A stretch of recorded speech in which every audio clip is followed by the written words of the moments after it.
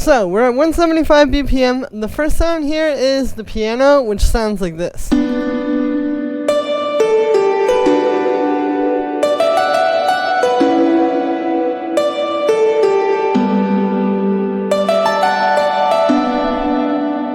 So as you can see, this is the melody from the track. It's got kind of like a few things going on here. So the first thing here, it's a really simple melody. Like if we take away these chords, you can see, it's really not even that many notes. Like it's just kind of like a simple, very dreamy sort of melody like this.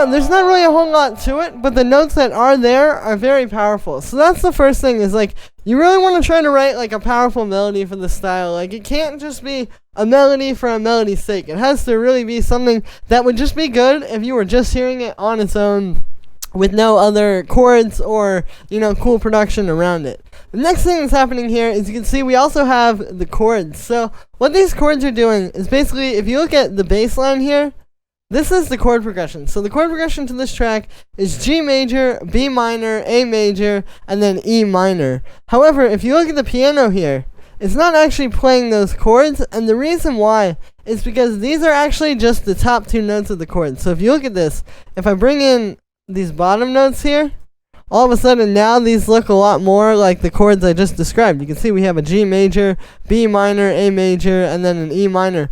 So yeah, I've just taken the chords and then removed the root notes, and this just kind of gives it a little bit of a different feel because the bass line's there. Like they can hear the chord progression through the bass line.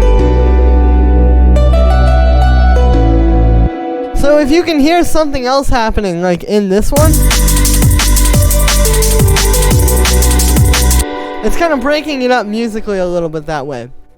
And yeah, then for the sound with this one, so all this is it's just this piano sample, I just sampled a piano playing a C note. I have it going through a bit of reverb, and then some drum bass as well. And I very rarely do this, but I turned on the compressor on the drum bass actually, because I noticed when I was referencing this with other tracks, like the piano in the style, of course pianos are used a lot. It can't just be like a little soft piano though. Like it's got to be like a very full, big sounding piano like this. So that's what this compressor helps to do. It kind of helps to just sort of like not flatten it entirely, but kind of just make it a bit more of that.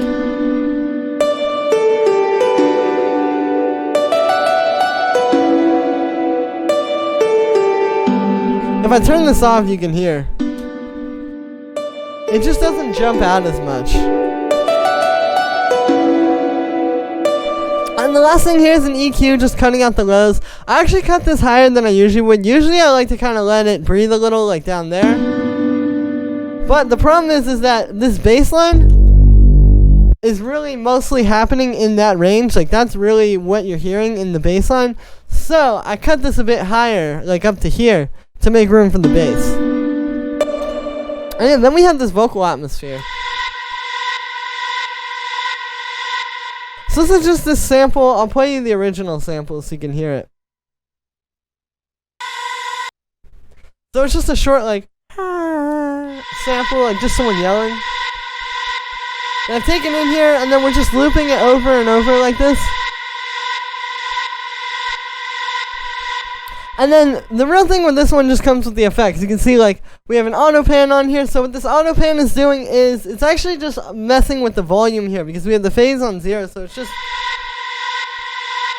kind of making the sound like pump up like that. I have it on half notes, and that works really well too because if you listen to this track, everything is kind of like 1, 2, 3, 4, 1, 2, 3 like that. So to have something that's just 1, 2, 3, 4 kind of happening slower like that, I think it works really well. And then we just have a bit of reverb. I like putting this after the auto pan because then you get those like long tails while the volume's coming back up from the auto pan. Then we have this drum bus just to fatten it up a bit. Even though this is like an atmosphere sound, quote unquote, you still want it to be as full and as much of the sound as it could possibly be. Then we just have a high pass filter, and then also have a little bit of a low pass just to cut out some like bright highs to make a bit of room for the hi-hats and the rides. And yeah, then we have the kick. So as you can see, this is a pretty standard drum and bass kick. It's very short.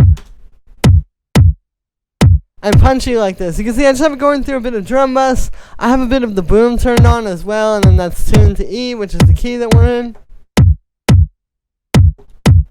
And yeah, then we have the bass line.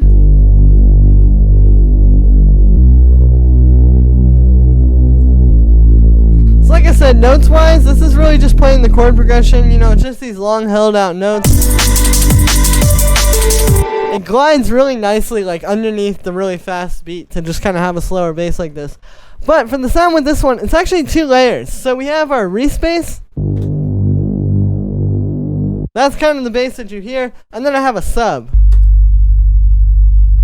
So the Reese bass is just made with analog. It's just 2 saw waves going into a low pass.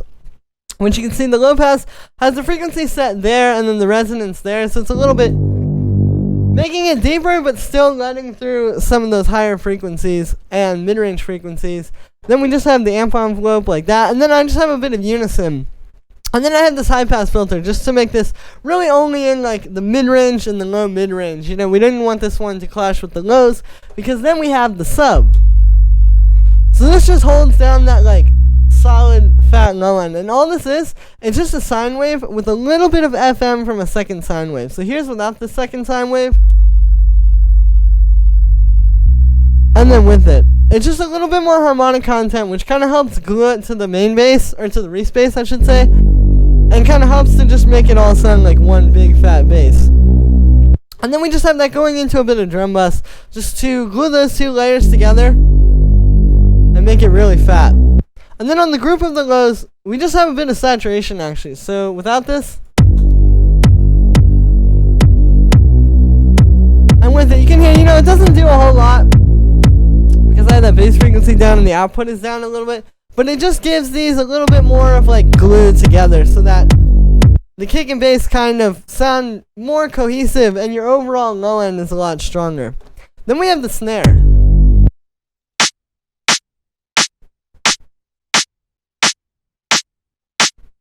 So yeah, this is a very standard drum and bass snare. You know, it's just like that quick, sort of punchy rim shot like you would hear in this style of drum and bass. You know, super aggressive, but also super fast. And there's also like a bit of like a on top of it as well, which helps with the high end. And that's just going through some drum bus. So without that, and with it, it just gives it a little extra push. And yeah, I like keeping the snare kind of on its own. Like, in a lot of other styles, like if this was house music, I'd probably put the snare in the group with the hi-hats and rides. But by doing it like this, it kind of just lets that snare punch through on its own as its own thing.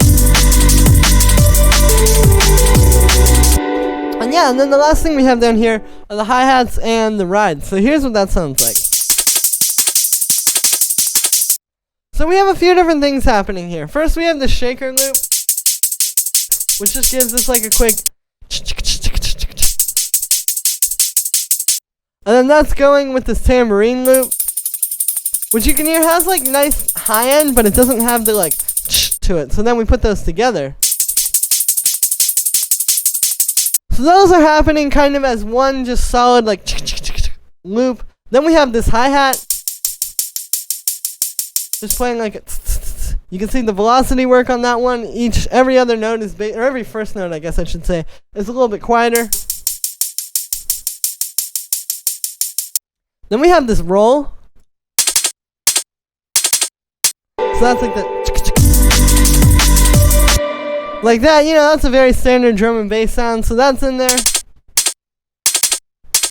And then finally we have the ride, which is just doing like a adding some high end. And yeah, these are really the things that are going to go into it, because I think a lot of times people think you could get away with just this.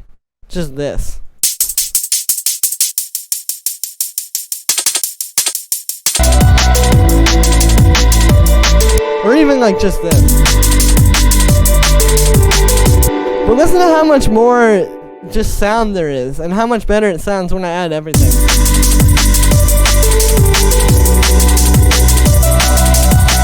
That's the thing, is like you really gotta pay attention to the details with the layers, with the drums in the style, because it's like, it's not just a hi-hat and a little roll and like a shaker loop. You know, you have to really like think of what each thing is doing in the frequency spectrum and how it's filling out the track. And then I have those all in a group being processed together. So the first thing here is actually this high pass filter. So the reason why I'm doing this is because the drum bus does kind of tend to bring out some nasty low end that you don't want. So if you high pass it before the drum bus, here's without that. And then with it. Hear how it's a lot more clear with that high pass? It's because even if we're cutting out the high end at the end, that high end is still getting kind of like crunched together with the high, or that low end is getting crunched together with the highs, and it doesn't sound that good if you just put it straight into the drum bus. But if you high pass it beforehand, you can get rid of that, and then you don't have as much of that like thing happening in the high end. And then we have this drum bus. So yeah, this is just, you can see, hitting pretty hard. You know, you want these to be really strong, like right on top of the mix. So this really helps with that, you know, just really making it sound full and big. Then we have a compressor, which is actually just sidechaining these a little to the snare. So here's without that. And then with it. You can hear it's subtle, but it just makes the snare punch out a little tiny bit more in the mix. And then finally I just have this EQ at the end of the chain, which is cutting out the low end. You know, it's cutting out pretty sharp as well. This is another reason why I like to just kind of keep the snare on its own, because you can do a lot of high passing on your hi-hats. And then it's just boosting the high end to bring that out a little bit more.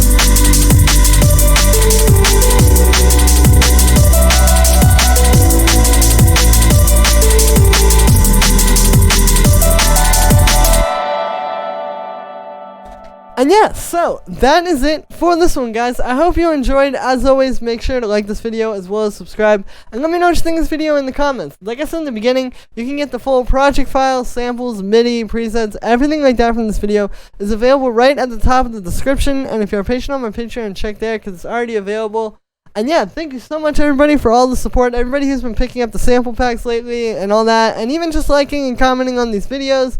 It really means a lot. You guys have been, you know, really making me feel good with all this output lately. And yeah, so thank you so much, everybody. And I will see you tomorrow with another video.